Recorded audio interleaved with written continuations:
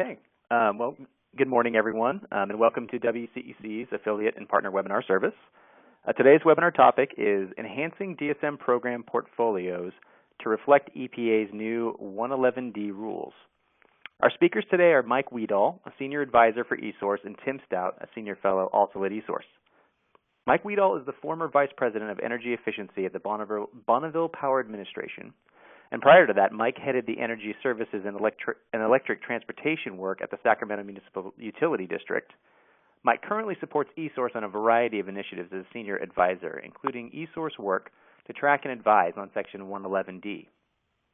Tim Stout was previously the Vice President of Research at eSource and the Vice President of Energy Efficiency for the National Grid for over 23 years. I am Paul Fortunato, and I am the Outreach Coordinator here at the WCEC and your host of today's webinar.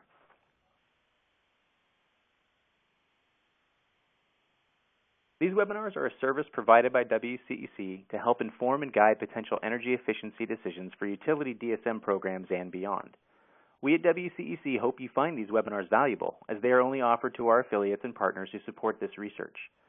To help ensure the information in these webinars remains relevant to you, our valued partner, I welcome any and all feedback, including topic recommendations. So please do not hesitate to call or email me with your ideas to enhance the value of these webinars. I will be providing a contact slide at the end of this webinar so you may quickly get in touch with me or the featured speakers.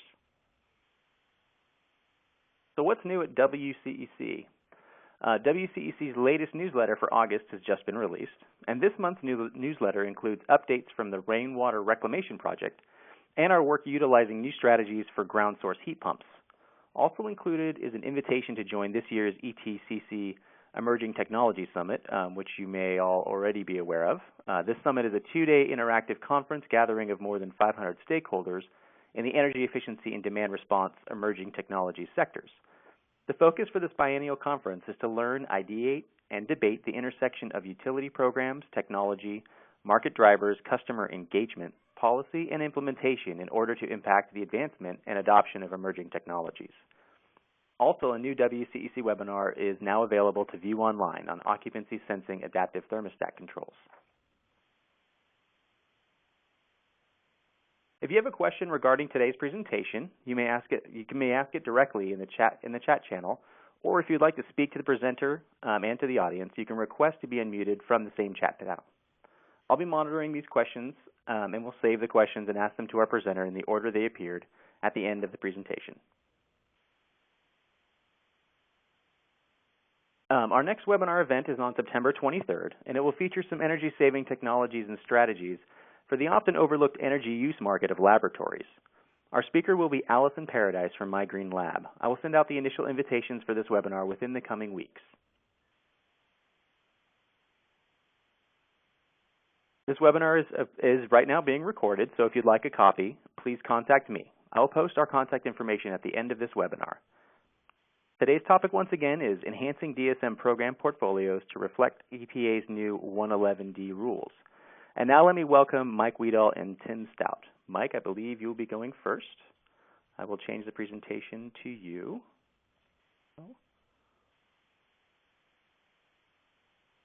Terrific. Thanks very much, Paul, and good morning, everybody, or good afternoon if you happen to be in a different time zone. What we want to do today is run through what's going on in the draft 111D rule that's been put out. Talk a little bit about the state targets, how they've been set, and what they mean. Run through the timing of the comments and the rest of the process to finalize the rule and ultimately get the state plans that are required.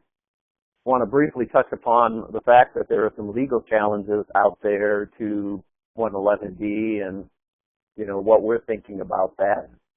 As was mentioned in the title, we really want to talk about strategies that we think people on the energy efficiency front should be thinking about today to prepare to meet those targets, and certainly why we think energy efficiency is going to be a preferred path. And, to kind of follow up with that, to talk about the promising demand-side options and some recommendations that we have for going forward to get going on preparing for 111D. So what is 111D? Here you see the schedule that I referred to. As many of you know, the Clean Air Act was passed in the 1960s, and in 1970 was re-legislated to include the ability of EPA to regulate emissions. Since that time, it's been legislatively updated, 2 more times. The Act certainly has been legally challenged in the past, but the EPA authority has always been upheld. And Section 111D is a specific section that grants EPA authority to regulate existing sources of pollution. For those of you who want to dig down, Section 111D as in boy covers the EPA authority to regulate new sources of emissions. So certainly if a utility is thinking about building a new power plant, they would want to be looking at the elements of 111B. But for the existing sources and power plants, it's 111D as in Dave. So certainly many of us think that the need to regulate carbon is significant. There may be some more straightforward ways of doing it, such as Congress passing a carbon tax, but I think we all recognize that under the existing political environment, that type of straightforward approach is just not going to be possible. So instead, what you have is what I would call a workaround from the EPA with these draft regulations. And necessarily, as with pretty much any workaround, it gets pretty much convoluted and difficult as you try to achieve a variety of objectives. The draft regulations will mandate state, regional, or federally generated plans on how each state should meet their projected carbon taxes. And one other theme I would certainly point out to you is that EPA is asking for what people think. I do believe that as we look at the draft regulations, that there's a fair amount of flexibility that EPA is trying to grant states, utilities, or regional entities. And also in this draft regulation, they're asking for input on a variety of topics. One person I was talking to recently that's been working with the EPA, they expect the comments to be coming in on this to be extremely significant. They even were betting on 22,000 pages of comments. So we can also be thankful maybe that we're not going to have to read those 22,000 pages. So one thing that we'll return to is there's an opportunity for people that are listening to this or other people that are looking at 111D to provide that input. We think you should be taking advantage of that. And when we turn to the schedule that's up here on your screen, you can see that October 16th, the comment period will close. The EPA will have 1 year to draft a final regulation with a target of June 2015 issuing that regulation. Plans would be due a year later, but the EPA also recognizes that 1 year is not a very significant amount of time to develop a whole state plan. Another reason we think people should be getting started right now. So there's the ability with the right justification to get a 1 year extension for state plans to be submitted June 2017. And finally, if a regional approach is put together, an extension can be requested to June 2018. Certainly the EPA has indicated in their draft regulation they would welcome regional approaches. 2020, implementation of the plans that submitted start, and 2030 is the end of the process. So the overall target is for a 30% CO2 reduction by 2030, with one projection being that approximately 30%, about 1/3 of coal plants that are currently operating in the United States may have to close because of these regulations. it's important to note that this 30% CO2 reduction that the EPA is searching for is an overall average, and the individual state targets vary significantly. As you can see there, I put a couple of extremes up where South Carolina, Arizona have 72% targets. West Virginia, Wyoming have 11% targets. Certainly kind of interesting to me as I look at that to see a couple of coal states having much lower targets than the other states that are cited there. We'll talk a little bit more about that later about why those states came out with those particular percentage targets. Vermont and D.C. don't have any targets because they don't have any fossil fuel units in their states. But certainly those two entities should be able to contribute resources such as energy efficiency to potentially another generating or another state that has generating capacity that needs credit. And certainly as the process goes on, starting in 2020 when savings are being tracked by the EPA, they will be looking to make sure that progress is being made during that 9-year period.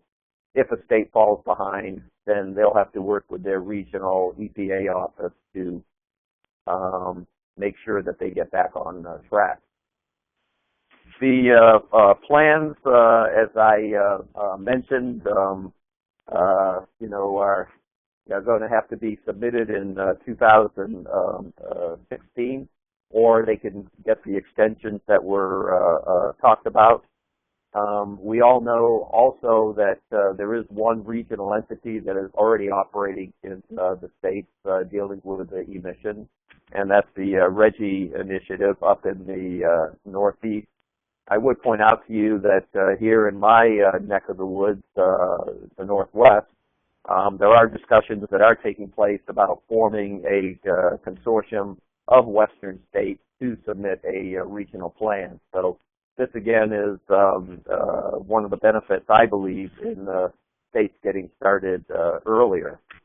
As I already cited, state plans will be reviewed by the regional EPA offices, with ultimately the final blessing, of course, coming from their headquarters back in Washington, D.C.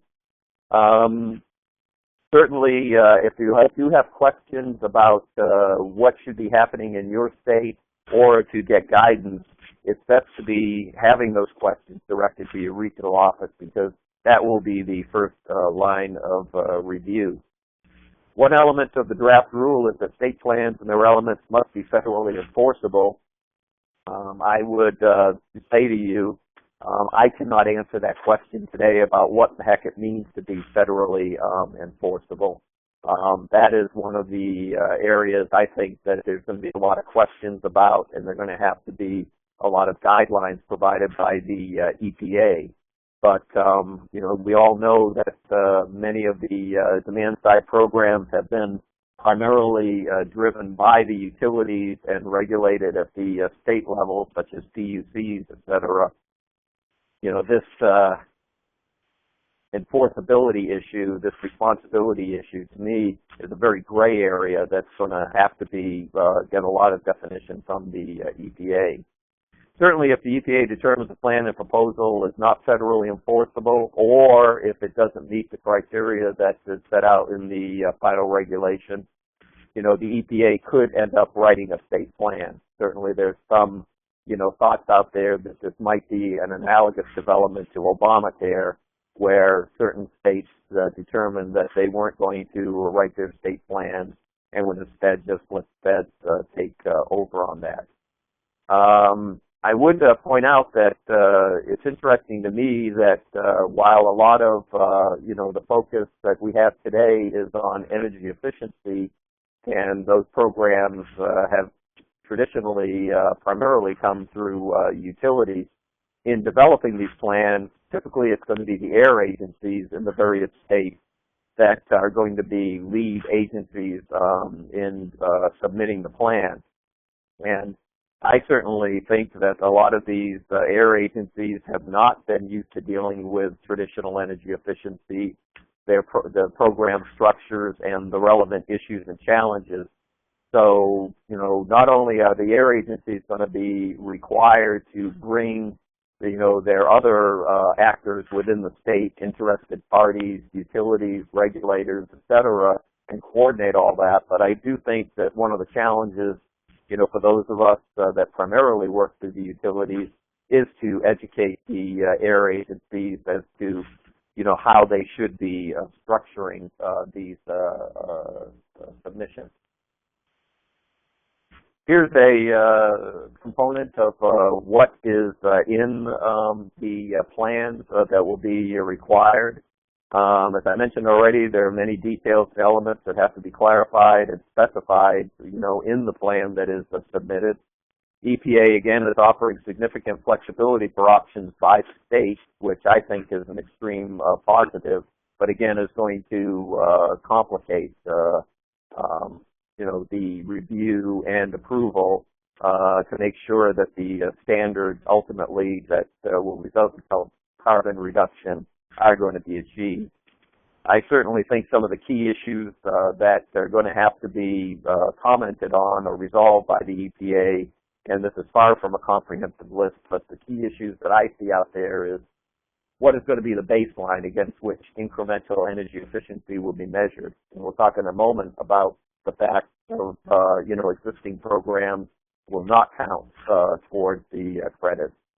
How about non-utility energy efficiency? Can that be counted? I know here in the Northwest, we do work on market-induced or naturally occurring energy efficiency. That is energy efficiency that's going to happen without utility intervention. We track that. We score that through the Northwest Power and Conservation Council. Will that be eligible under the EPA system? Since emission credits are the goal of the system, what's the role of traditional energy efficiency cost effectiveness tests? Is it possible to, not have what we would think is cost-effective program if it's achieving the carbon reduction targets that we're seeking? What happens if there's generation in one state that needs credit and energy efficiency is available in another state? How can we move those credits across state lines? As I mentioned, here in the Northwest, where we have people that are working to explore putting together a regional Western system. I think of Montana as having a fair amount of coal generation. I also think certain parts of Montana that have not been served by BPA also have not done much energy efficiency. How do we, tap that energy efficiency or bring it in from other states to offset, the significant, coal generation that takes place in Montana? And then how will double counting of energy efficiency be avoided? If indeed we start moving energy efficiency credits around, how can we make sure, again, that there's not, that the right credit's being given? The timing of the documented savings. Any EE measure that was installed after the date of this draft rule that was issued last month can be counted. So in other words, if I was back in my old job at the Bonneville Power Administration and we were installing ductless heat pumps starting in August of this month, those savings would potentially be eligible. However, the savings must occur between the years 2020 and 29. So let me go back over that again to make sure people understand. If we were doing a short-term program at BPA and, we started, say, a behavior program where you're getting 1 or 2 years worth of savings, since those savings couldn't be documented starting in 2020, they would not be eligible for credit. But again, if we were putting the ductless heat pumps in, certainly the savings that occurred starting in 2020 and however long that measure life did extend through 2029, we would be able to count that. So certainly, for me, thinking again in my traditional role in the past of being a utility manager, I would really be leaning towards longer lived measures.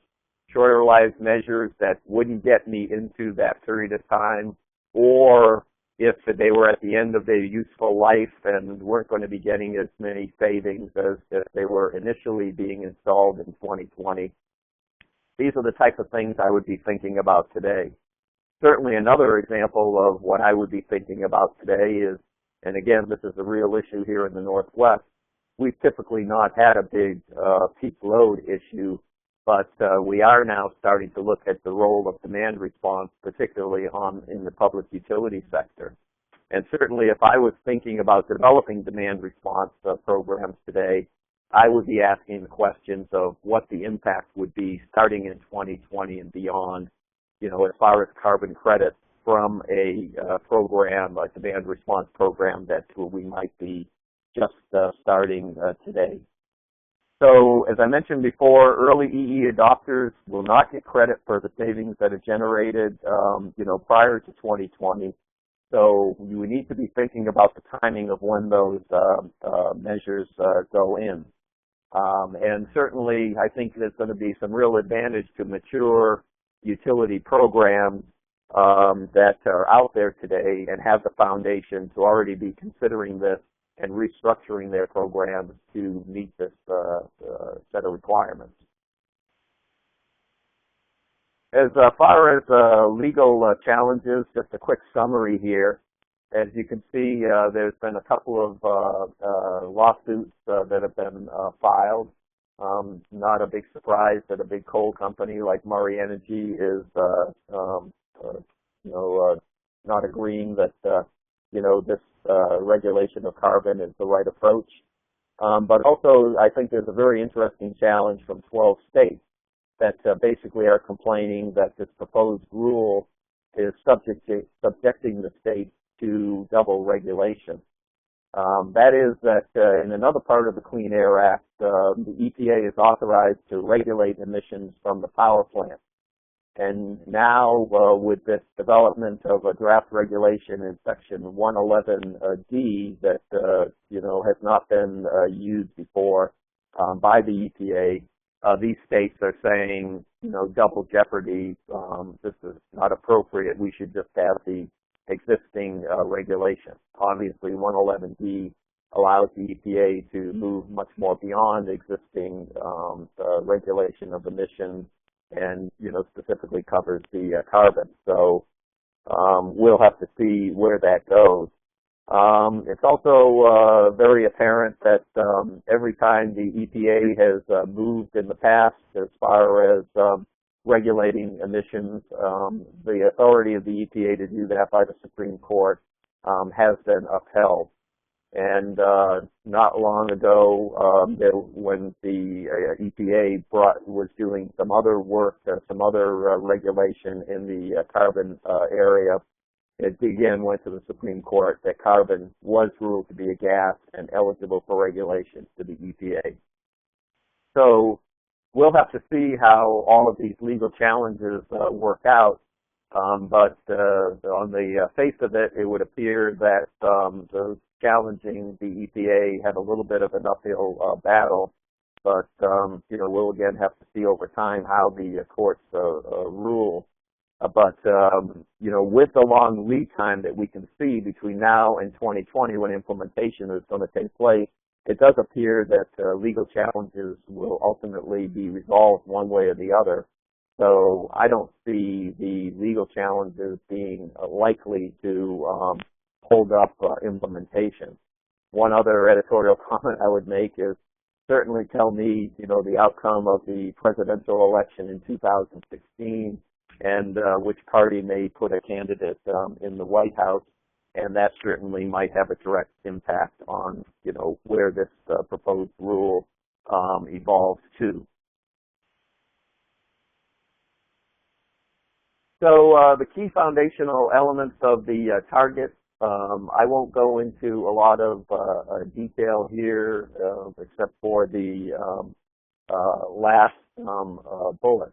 But you can see that as far as existing plants, the EPA is attempting to increase the efficiency. Also, they're certainly wanting that some of the planned closures on nuclear plants will not be completed as currently planned.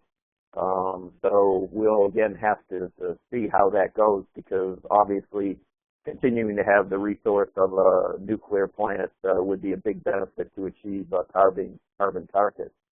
The last point is certainly one that we're focusing on energy efficiency that's critical, and that is that EPA is targeting that they would want all of the states to achieve a point where 1.5% of their electricity sales are being spent and dedicated towards energy efficiency. Some states are already over that. Some states are certainly far behind that.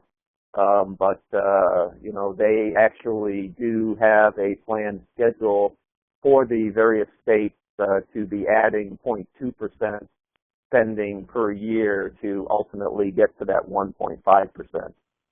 Getting back to the point again about seeking comments, the EPA is also asking, should we not be having a 1.5% target? Should we have a 2% target? Or should we have a 1% target? Here's a picture of where current spending is for a number of utilities. Certainly what I get from this is, while not everybody and only a couple of utilities are really above the 1.5% threshold, many of the utilities certainly are close, and others that may be, a little further away have a basis on which to build. And you can see that if indeed down at the bottom, near the bottom, Exelon or Berkshire Hathaway, PacifiCorp, Rocky Mountain Power, et cetera, if they were adding 0.2% per year, it would only be a few years that they would be required to get to the 1.5% target. Here's another picture about where we are against those 30% reductions. And, because of state renewable and energy efficiency mandates, you can see that, 10 states have already reduced power plant emissions by 30% or more. So this certainly tells me that it's doable and that there is a strong foundation upon which to build. So this goes back again to just summarize what the 4 strategies are utilities can use to meet those targets. They can certainly reduce existing carbon intensity with existing generation. They can substitute less carbon intensive generation. That might be fuel switching from coal to natural gas. They can substitute zero carbon intensive generation, such as renewables or nuclear. And then certainly what we're talking about today, they can reduce the amount of generation by tapping into demand side and energy efficiency programs. And for those of us, again, who soak regularly in the energy efficiency realm, we know that if you compare, typical energy efficiency costs and compare them to some of the other options that are on this slide, that energy efficiency is going to look very attractive.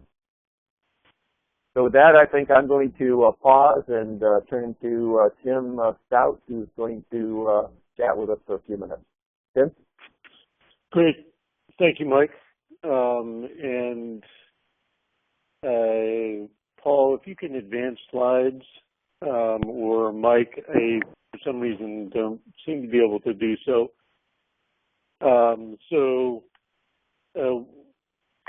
Back to energy efficiency and why energy efficiency is a preferred path. As we know, many of us on the line have multiple years of experience, possibly up to 3 decades of experience with implementing energy efficiency programs. So we know that it's a known resource with measurable, quantifiable savings. We know that there's a lot of it and a lot more to achieve even with companies that have invested heavily in it over the years.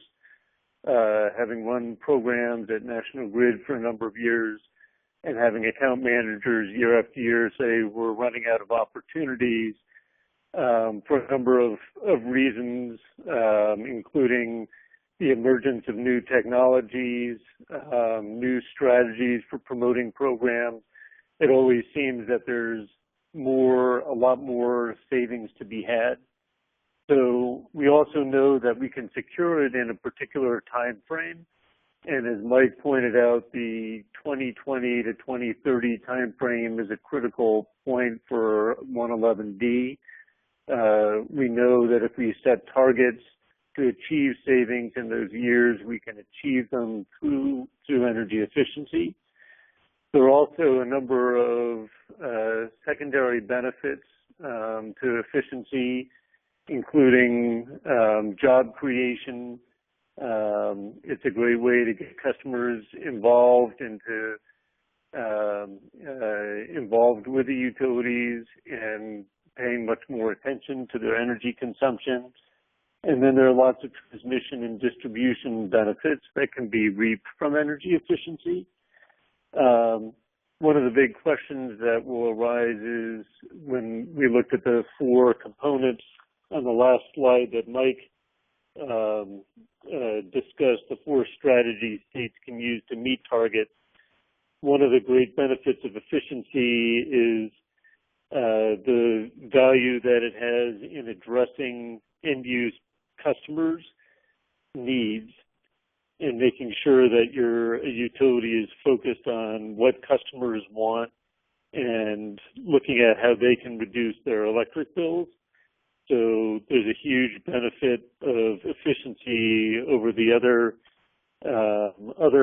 strategies that have been proposed because of the focus on the end-use customer. Next slide.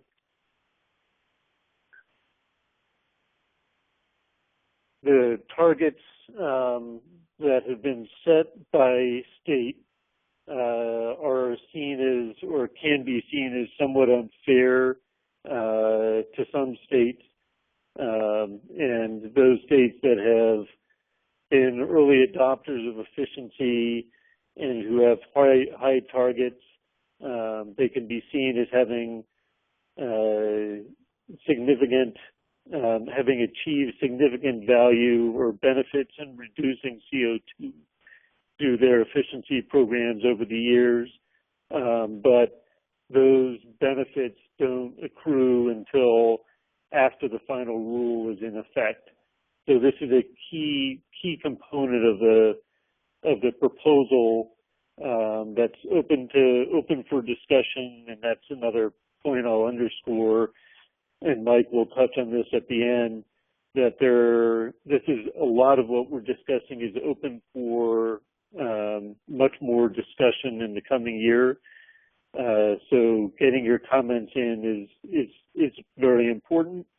But benefits cannot be accrued until after the final rules go into effect and must be installed or must show benefits between 2020 and 2029.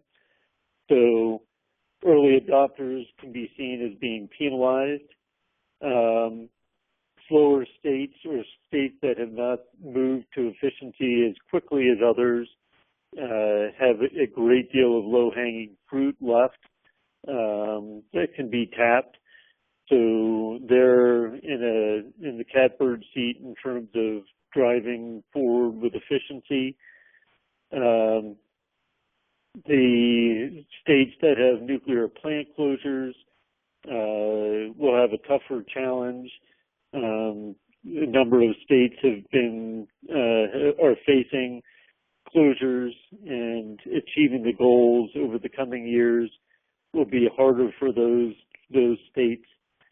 And then there is has been, as you probably all know, extensive discussion about the carbon tax as an alternative for dealing with CO2.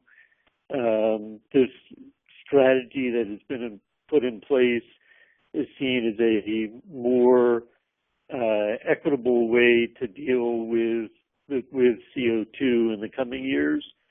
So it's a great deal of thought and effort went into this plan, and a tax is seen as not really viable at this point with the current political state that we have in Washington. Next slide. How can states meet targets with demand side options? There are lots of different options that we have available to us, but one that I would underscore at the very top is I think much of what we'll be able to achieve will be through core retrofit programs and new construction programs. New construction, people may still be in the mode of, well, there's not a whole lot of new construction in our service territory. We're seeing more of that picking up across the country. Some regions have a lot more activity than others.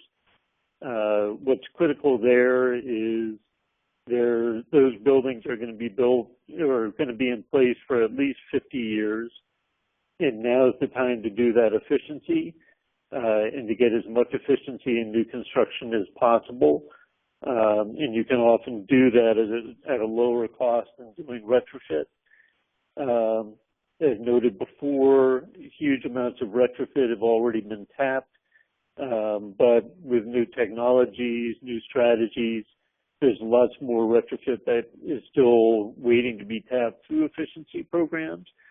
So I think that will be one of the major areas of focus under 111B. Emerging technologies we've talked about. Behavioral programs is an interesting arena in that there is minimal or the savings. A lot of these behavioral programs look at savings over a 1 or 2 year period, and probably a lot of the savings that will be credited toward 111B will have longer term savings that can be counted on over a 10-year, 15-year period. So behavioral programs have taken off. A recent review showed that about $100 million is being spent on behavioral programs annually through efficiency programs, and that's probably on the low side. That's about $100 million out of about $5 billion that's being spent on efficiency in the United States right now. So it's a small percentage, but a growing percentage. However, the short time frame for behavioral programs is an issue that will need further discussion. Demand response, while focused on of course, your peak load, also has significant potential for reducing emissions, as does energy storage and combined heat and power. The DOE has spent a considerable amount of money in promoting CHP, and a number of states, including Massachusetts and Rhode Island, have had ambitious programs around CHP. So there's potential there, lots of different issues that need to be investigated as we move forward with doing more CHP under core efficiency programs, particularly around the budgets that they can consume or the percentage of budgets that CHP can represent. Financing is another area of great interest, both from a perspective of financing for financing the customer copay, and also financing additional efficiency beyond what can be supported through energy efficiency charges or public benefit charges. In some states, for example, Rhode Island, where you have a system benefit charge or energy efficiency charge of upwards of 9/10 of a cent, you're maxing out the impact that can have on a bill. So you have to look at other sources of revenues to support efficiency. So financing will be a critical component going forward, so that we can do a lot more efficiency than we're doing today. And then the last piece here is on the standardizing evaluation, measurement, and verification, which I'll go into in more detail. Next slide. Standardizing of EM&V methods. This is going to be a hot area of conversation or discussion under 111D, primarily because air regulators today and public utility commissions don't necessarily look at numbers the same way. So you've got air regulators looking at the air emission reductions. You've got the PUCs looking at kilowatt hours in kW. They don't necessarily speak the same language. On top of that, you have utilities that are reporting in different ways.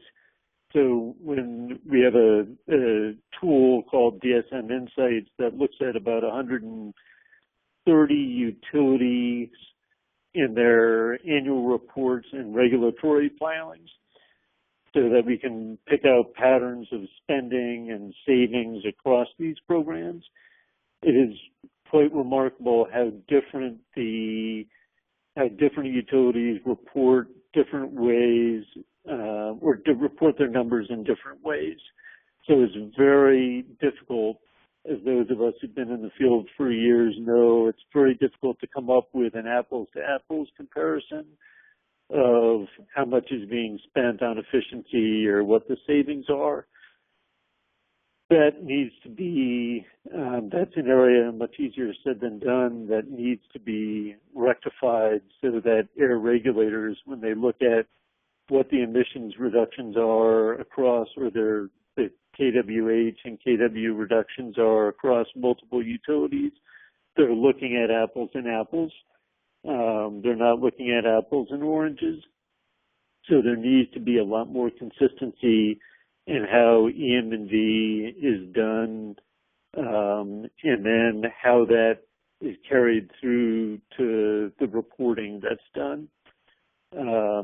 If you look at any two utilities and look at how their evaluations are conducted, often it depends very heavily on who the consultant is that is actually undertaking that evaluation study, working toward, and let's move to the next slide, major EM&V initiatives. There need to be much more consistent methodologies in how studies are done. There are three initiatives. There are more than that, but these are three initiatives that are underway right now that are well worth tracking closely, that are looking at ways to achieve that consistency that I mentioned. So you've got the U.S. Department of Energy's Uniform Methods Project that's coming up with established protocols for doing EM&V. You've got the Northeast Energy Efficiency Partnership, which is a complementary effort to the Uniforms Method Project, and is coming up with studies or recommendations on how to do EM&V studies. And then you have the American National Standards Institute, which is also looking at ways to standardize EM&V protocols. So there are others, as I mentioned, but these are three of the big areas. And we would encourage those on the line to be much more involved, or be as involved as possible in helping establish how we report data and how we do the N and D that feeds into that reporting. So I'll now turn it back to Mike Weedall. Great, thanks, Tim. Just put up a quick slide here that summarized a communication that went out from the American Public Power Association to their members on how they should be responding to these draft regulations. And I thought it was a good example of what part of the utility industry is thinking about this. So certainly, they reiterated what you've already heard here, which is you want to meet early with state regulatory officials, discuss how the state plans are going to be developed. You want to be part of that process. They certainly, APPA encouraged their members to be thinking about opportunities both inside and outside the fence line. And that's a term that is well woven into the draft regulation. I would simply summarize it as inside the fence line is what a utility might do to improve its own efficiency and get savings, such as putting in distribution system enhancements. And outside the fence line would be the more traditional end user projects where you're reaping savings from end users. They also said to be very cognizant of how the regulations may affect dispatch strategies. Certainly today, utilities are essentially driven by economic dispatch. What is the next cheapest resource? How does that fit in with, my air quality limitations that I may have? How does demand response fit with, my generation options? Now, this may be causing, at times, environmental dispatch. That is starting, in 2020 to achieve some of these targets. Should I, be thinking potentially of an option that might be a little bit more expensive, but again, given the carbon targets that I have to deliver, that now becomes the primary driver. They did point out, and it's a fairly obscure point here, that as their members look at, the possibility of converting from coal to natural gas, that they do look back at EPA's NOx regulations, because there may be some nuances there between the trade-off between NOx and carbon that doesn't make it as straightforward in pursuing that particular option. And again, this is something that wouldn't affect energy efficiency, but certainly is something, again, the APPA has identified. And then certainly the same theme that we have for you all, which is file your comments, get your thinking into the process. So just quickly, what are the conclusions that, we come up with? Again, participate. Identify the topics that need to be clarified. Already mentioned some of these, but certainly what is the guidance, a couple more that have occurred to me. What is the guidance on combined heat and power? How will building codes and market-induced energy efficiency be counted? Tim did a good job at talking about the EM and V protocols. Really need a lot of work, clarification. I certainly would be encouraging, simplified EM and V protocols so that, program complexity is minimized. Transition of energy efficiency from resource acquisition to an emissions-based system. What does this mean as far as costing? What does it mean as far as tracking those systems? I mean, do existing IT systems that are there for tracking energy efficiency savings, are they going to be able to easily accommodate emissions-based tracking? What does it mean, again, on this federal enforceability? The addition of new savings into existing energy efficiency system, you know, the additionality, what's going to be the baseline against which, you know, energy efficiency savings will be allowed to be counted going forward. And again, the point I made before about economic versus environmental dispatch. So again, identify the key agencies and utilities and determine, you know, how best to partner with them. I see one opportunity here that, you know, this climate change is a system-wide challenge for utilities. It's not just a strictly energy efficiency issue, and that, you know, organizations should be bringing a wide variety of disciplines within a utility together to figure out how best to deal with these opportunities. Two opinions here. You know, I certainly continue to think that one of the challenges for those of us on the demand side is how do we merge energy efficiency, demand response, distributed generation that's growing so much in key areas. Not only how do we now meld those, but how do we merge them with the requirements and opportunities of 111D. And certainly, you know, again, there's challenges on the business model front for utilities because of things like flat load growth, revenues, and the growth in distributed generation. As they look at, you know, how their business model may have to evolve in the future with initiatives like customer engagement, again, what are the ways that we weave 111D into that planning so that we, again, have a comprehensive solution. We'll leave you with a couple of links for your bedtime reading to get even more detail. And with that, you know, either Tim or I would be available for more, you know, providing more information. Paul, I'll turn it over to you.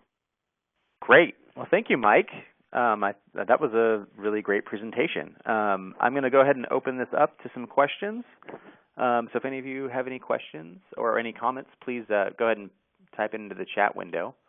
While I wait for that, I actually have a few questions. I'm assuming some of the people here know the majority answers to these questions, but coming from my background, I'd like to see if you guys could give me the answers here.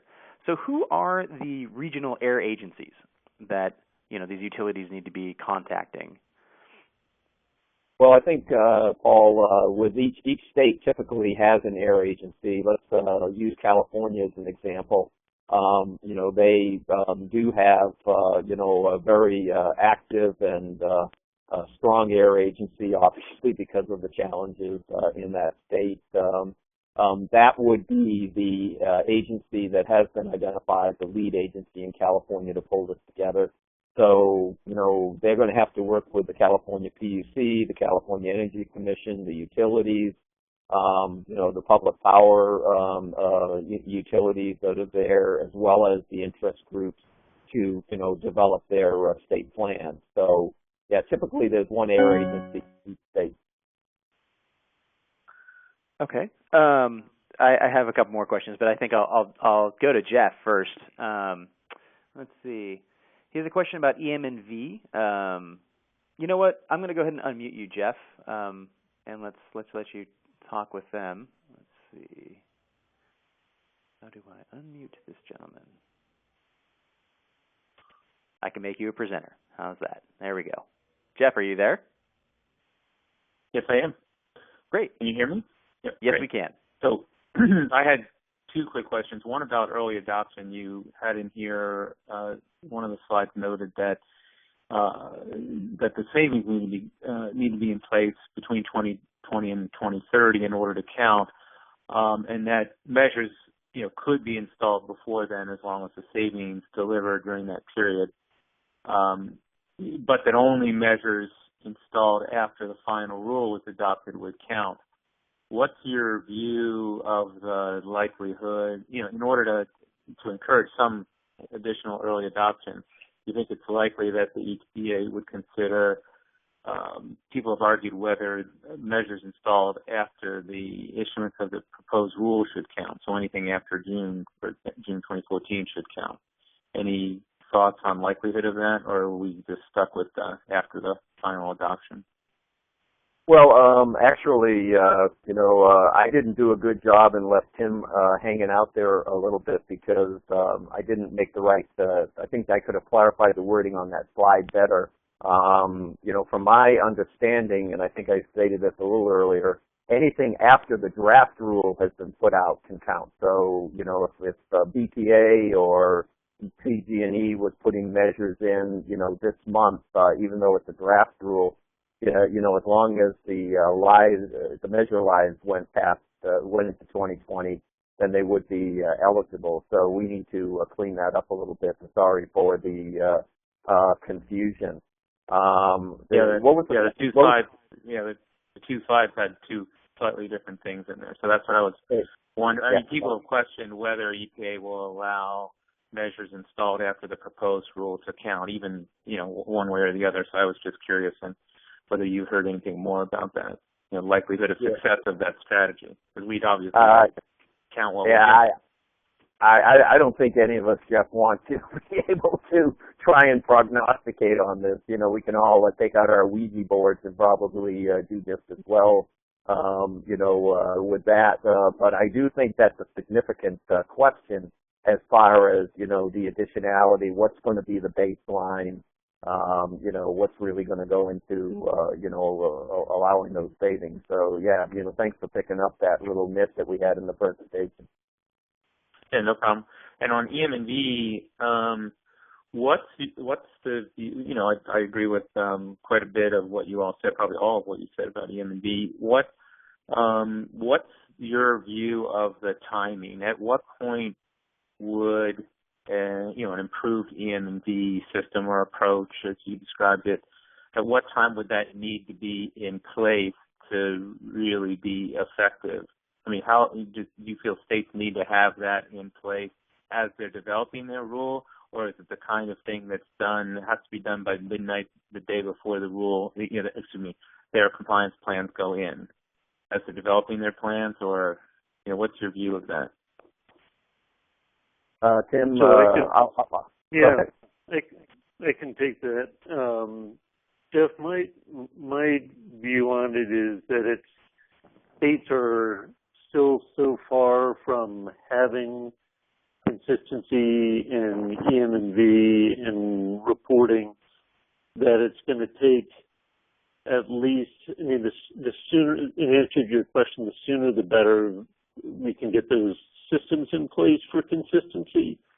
I think considering the amount of time that it's going to take to get those systems in place, if we can get for example, the DOE Uniform Methods Project, get much broader adoption by the time that the final rules are proposed or shortly thereafter, I think that's the ideal window, in realistic window. But knowing how few states at this point have those have adopted the uniform methods protocols or project, I think it's going to take some time. It's going to take a couple of years at least to get those systems in place. And I think if we could have them in place tomorrow, it would be great. But I think the sooner after the final rules are promulgated, the better. Yeah. Thank you. Great. I'm going to mute you again, Jeff, and if you would like to speak again, just let me know. Sure. Thank you.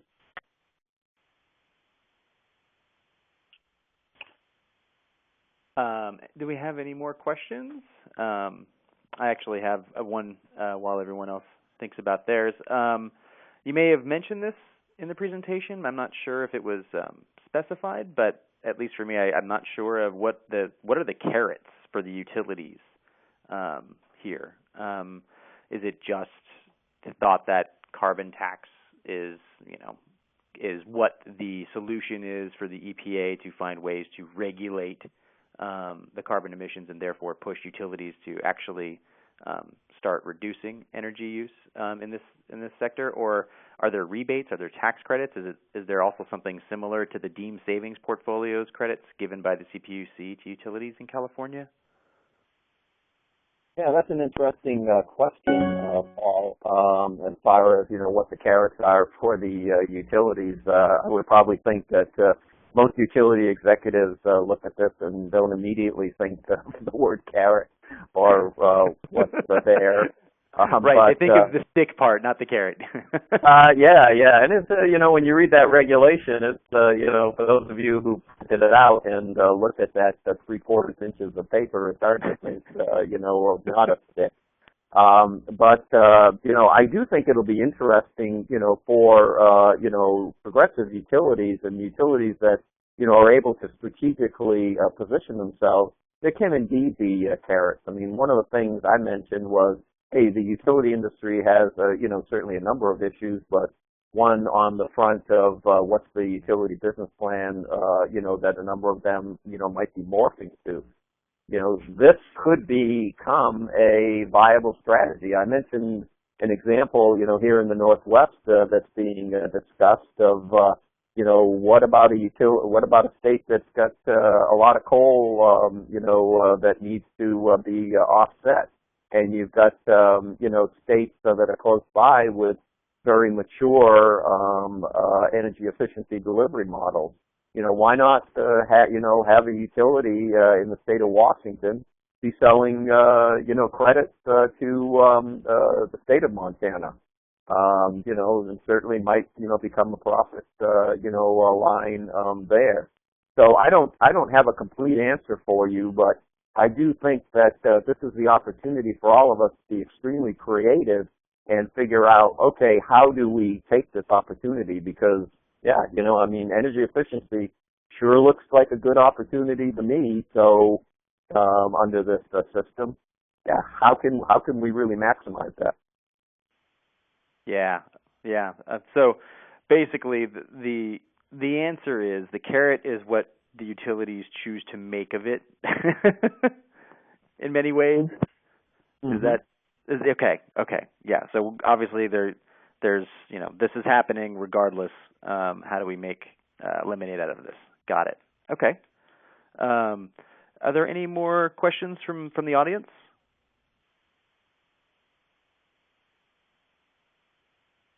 I'll give you guys just a minute here if you have anything.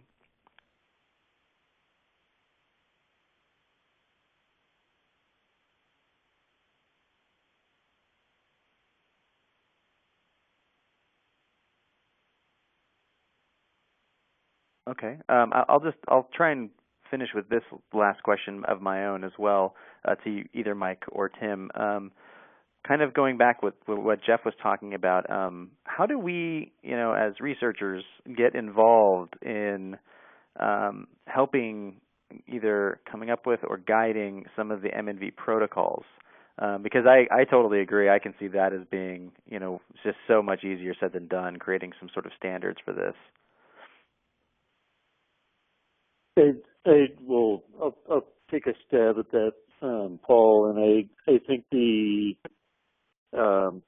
one of the most effective ways to be involved in that is to really study the protocols that the DOE has and their consultants have come up with for different end-use technologies.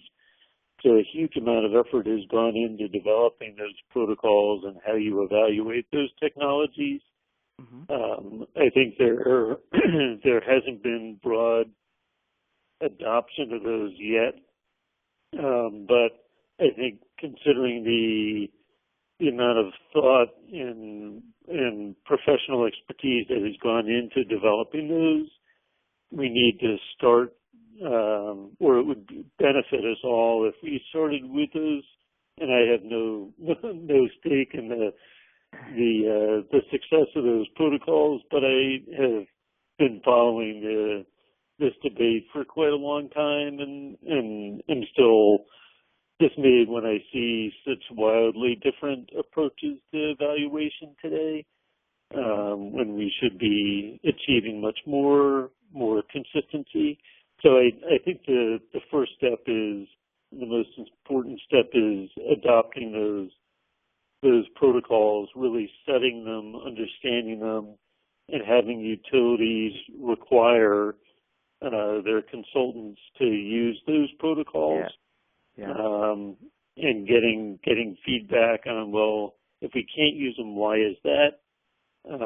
But really working toward a requirement that those be adopted. Mm-hmm. That's great, Tim. Yeah, thank you. Okay. If there are no more questions, I would like to take this time to thank both Mike Weedall and Tim Stout for being with us today. This was a really great presentation. And please contact me or them if you have any more questions that you come up with that after I hit close. That's when I always normally come up with questions. So, yeah, I'll leave it at that. And I want to say thanks again, everyone, for coming. And I hope you have a great rest of your day. Great. Thank you. Thank you. Thanks.